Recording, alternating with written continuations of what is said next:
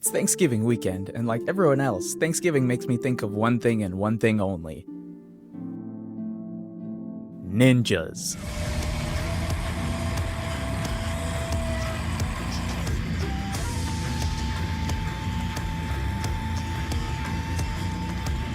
In honor of this holiday, we're going to explore one of the greats.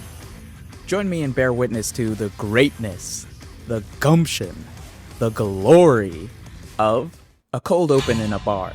An old guy tells some Yakuza members a story about how a ninja killed all his friends. He only lived because he has a form of dextrocardia, which means his heart is on the right side of his body, not his left.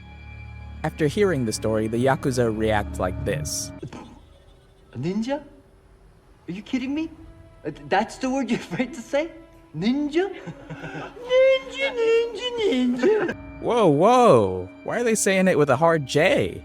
I don't know how I feel about that. Anyway, they get a letter with black sand, which this moron tastes for some reason. Then a ninja shows up and gives these boys what they deserve.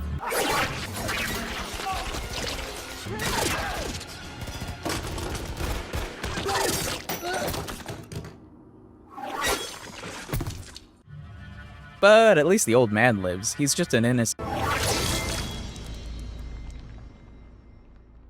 We meet our protagonist, Mika, a Europol agent who's researching ninjas. And her boss, I think, Ryan, who agrees to research ninjas because...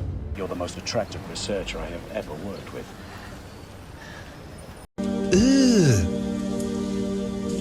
Brother, I don't like that. Chill out, sicko. We separately meet our deuteragonist, Raizo. He meets a lady in a laundromat who... Hey, chill! They're just linens, lady. Wait, what is this guy watching? Jesus Christ! Flashback. Spoiler alert, Raizo is part of the Ozunu clan, which abducts kids to make them child soldiers. Also, ninjas have superpowers. I'm still traumatized by what happened to that lady, though. Hey, I'm back on board now. Flashback. Child abuse. Raizo is in pain until a Konichi, Kiriko, rubs Vaseline on his feetsies. Thank you. Back to training, and this time he's all lubed up. In this universe, ninjas are at their strongest when they're lubed. Just FYI. Flashback. Raizo loses to his rival, Takashi. Then he gets his guts rearranged by his master, Ozunu. What did he say? Mika is getting investigated by internal affairs because they're pro-ninja. Flashback. Raizo and Kiriko hang out, then Raizo beats Takashi blindfolded, which... Are you not ashamed of yourself? Are you not embarrassed? This is really embarrassing. After Kiriko wins a fight, Lord Ozunu tells her to cut the guy. But she refuses, so she gets cut instead. Raizo visits and gives her water, but she expresses a lack of regret. Then during a storm, she runs away, while Raizo chooses to stay. Mika goes home, getting a letter full of black sand. Uh-oh. But Raizo shows up and rescues her.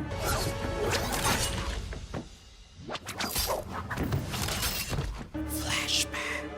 Kiriko is caught, then Raizo is forced to watch as Takashi executes the woman he loves.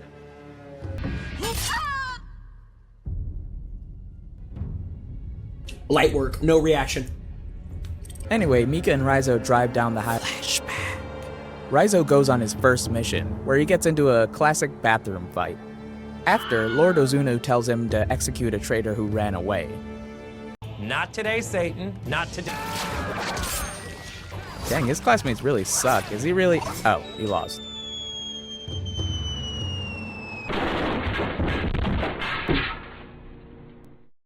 Our dynamic duo meet up with Mika's creepy boss, who promptly captures Raizo.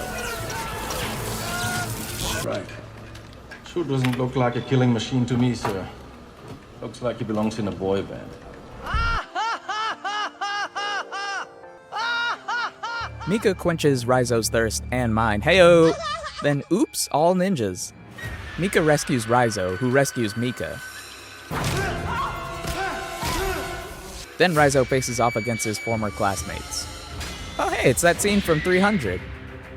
Raizo starts getting overwhelmed and decides to get the heck out of there. So does Mika. The battle spills into the streets where, good god, does no one care that literal ninjas are fighting in the streets? Stop driving, you maniacs. Stop! Takashi is about to finish Raizo, but Mika saves him. Then they drive to a hotel. Mika calls her creepy boss, but they're too late. Raizo is captured. While in transit, Raizo uses healing ninjutsu to cure his grievous wounds. Then, after he arrives, the Ozunu clan lubes him up one last time. Thank you. Then Lord Ozunu rearranges Raizo's guts again. But uh-oh, Mika gave Raizo a tracker. Here comes the creepy boss and his pals to save the day. Raizo faces off against Takashi. It does not go well for old Tok Tok. Then Raizo duels Lord Ozunu. Their fight, while starting out promising, turns into a beatdown. Ozunu is just too cool with it for Raizo to keep up. But as the master is about to finish off his student, Mika shows up. Yay! Oh, she's dead.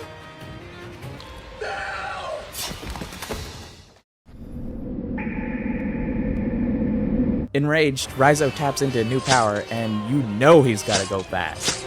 And also he's gotta kill Ozunu.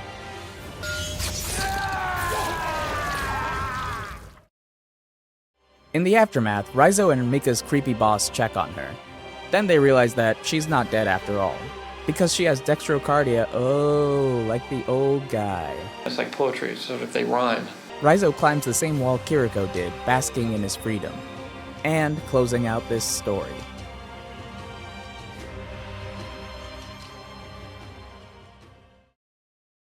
This movie is dumb as heck. Wow. There's a lot to fix, some parts that don't make sense, and there's a creepy boss.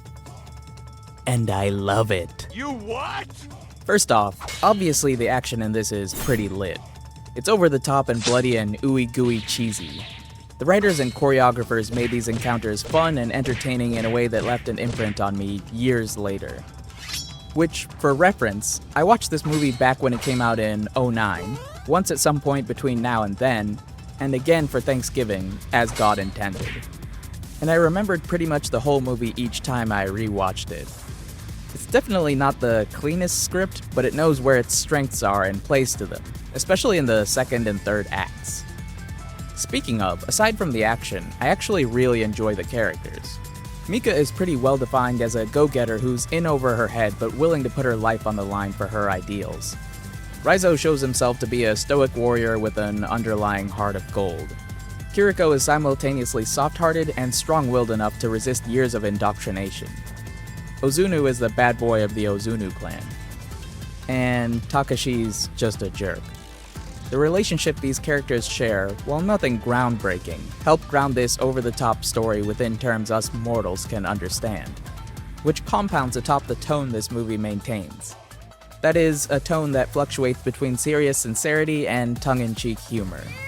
Ninja Assassin strikes a balance I think a lot of movies fail to maintain, in that it knows when it wants to be funny and knows when not to be, clearly defining these two spheres of emotion in a way that doesn't give the audience whiplash. It really sounds like I'm glazing this movie, huh? Yeah. Well, I am. This ain't a guilty pleasure, big dog. I'm proud to like this film, unironically. That's a feeling I think we should share more often with the people around us. An unabashed enjoyment of something that isn't viewed as conventionally good. Yeah, let's stand proud for the things we love, and give props to the projects that try, like this one did. And this Thanksgiving, let's salute all the cool ninja media that's out there, beloved or unloved. Just, don't use the hard J. Ninja, ninja, ninja. That's all for this one. Like and subscribe, because I've got rewrites, fixes, essays, and whatnot in the works. And until the next one, cheers.